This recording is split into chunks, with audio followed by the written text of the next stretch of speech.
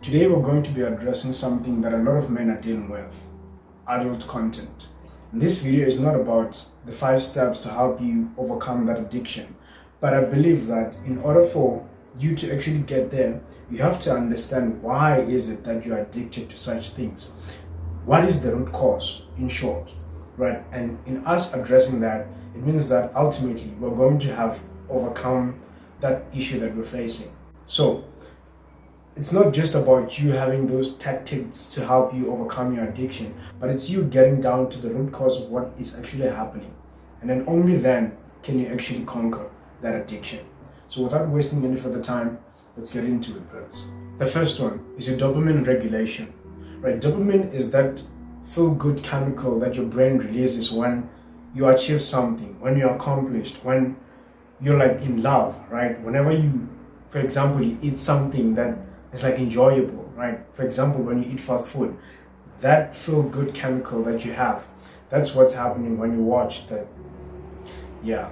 And this then ends up being an addiction because your brain is getting used to that sort of reward. So every time you go there, you're getting that reward. And you know, as a man, you're a machine that needs to feel accomplished, right?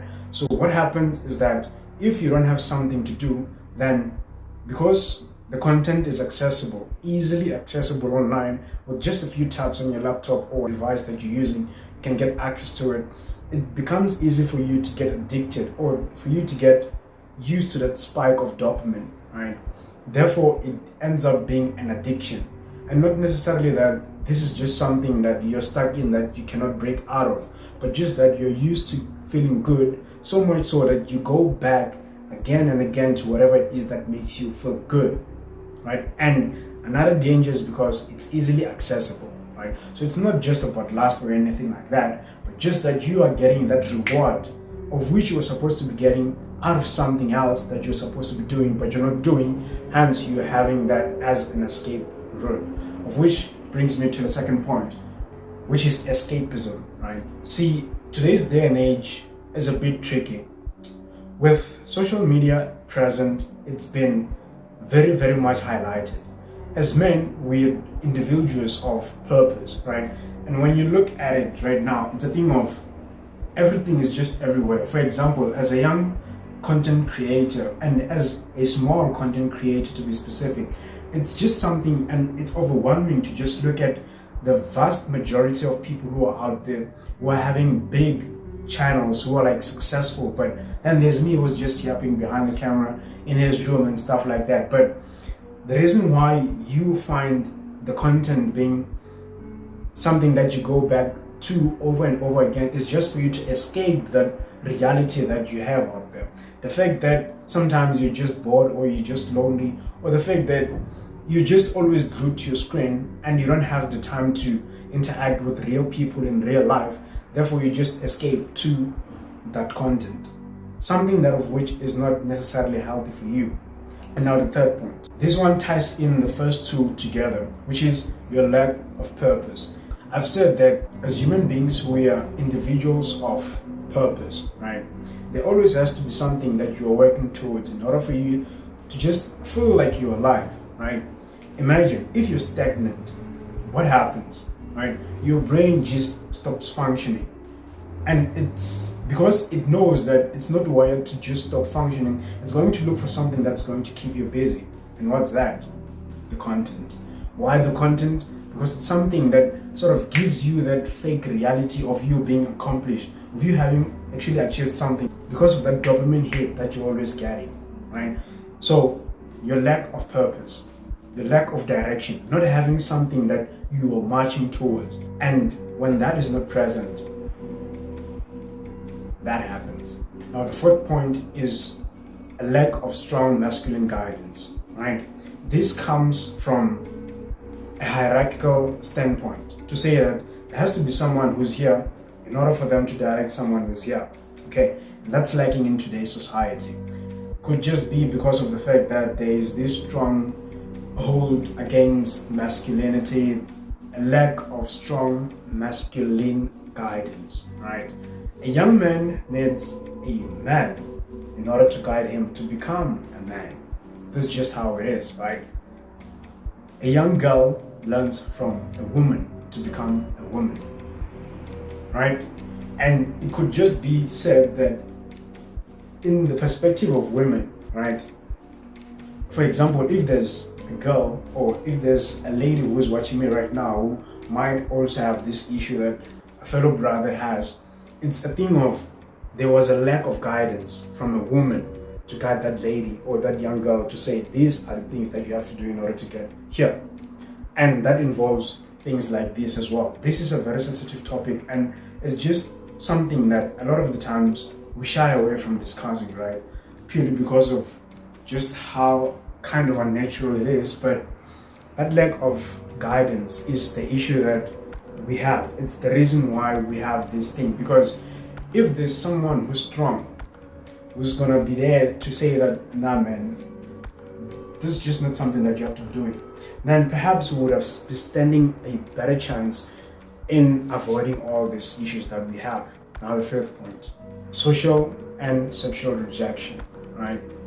Like I've said, a lot of the issues also come about because of how vast social media is. For example, as someone who is building a movement, it's something for me to just look at the people who already have themselves established, and there's me who's just, I don't even know if I'm like having a foundation or something like that. But then when you look at it from this perspective that we're discussing now, men getting rejected socially and sexually, in the sense that them approaching women and getting rejected, or just also sitting there as a young man and thinking to yourself that, damn, you know, this lady that I'm interested in, she already has about 50 DMs on her phone, you know, asking her out, of people who are like well established compared to me, right? People who are financially stable compared to me. What am I going to offer this lady who has just been texted by someone who's like a manager at this place, and there's me who's just still at school, or there's just me who's still that person's classmate, right? Those things are the things that contribute to actually leading to men then, or young men then, escaping to the content to say that this is just where I'm going to get that sort of female attention, right? That sexual connection, right? Because it's lacking. You're not getting it socially, right? Because people are always there on social media, and on social media it's where people present their best self, and you are always comparing your negatives to someone's positive highlight reels, right? And that's another issue that we're facing in today's day and age. On the sixth point, we have the shame cycle. There's this thing that happens when you watch the content, because your brain knows, or you know virtually, that that is not something that you're supposed to be doing. Because when you watch, you get that sense of shame, and then when that sense of shame exists, you then feel like you're a bad person, and yeah, stuff like that. And then after that is that thing of you now start to sort of hate yourself and something like that. And because of that fact, you're not going to present yourself in society. You're not going to want to engage with people because you're feeling ashamed and all that. And because of that, and because of the fact that you lack people who you're interacting with, guess what happens? You go back to watching that thing, you feel that shame, and then it's a cycle that continues just like that. And because your brain is wired to routine, right? Your brain is used to just having a cycle, right? Your brain is something that functions out of familiarity. Then it ends up getting to a position where it sort of creates that cycle as something that's natural, therefore leading for you to get hooked in the cycle of you watching, feeling ashamed, and then it's just a cycle, right? Now the seventh and final point is a lack of brotherhood, right? This is, for example, where we say that there is no one who's going to be holding you accountable. I know that as a human being, especially as a man, you have to hold yourself accountable. You have to be disciplined by yourself. Sometimes it's just difficult. And when we talk about a topic like this, of which is something that drives who you are as a person, it becomes a bit tricky to just navigate all these subtle things by yourself, right? And I'm not saying you cannot do it by yourself, but just that acknowledging the fact that a lack of brotherhood, that brother was going to be saying that, brother, what you did there is wrong. Rather, you are supposed to be doing it this way, and not in the sense of dictating your moves, but to just hold you accountable. That is something that is contributing to this issue that we're having today, brothers. And to just go a bit off topic, that is the reason why Forever Young exists. Forever Young is there to, build this community of adventurers, as I like to call ourselves, adventurers, right? Brothers who are there to help and build each other up, as I said in one of the videos, right? In as much as this is virtual, you know that there is a community of brothers that I belong to, which is the adventurous movement, right? And to just also go further on this, when you know that actually there is like people who I belong to, people who are marching the same journey that I'm in, it becomes more relatable, because you can now, for example, when you're sort of urged to just go on the website and do all those funny things, you can actually reflect to say that, nah man, you know what, right now I'm actually laying down the movement.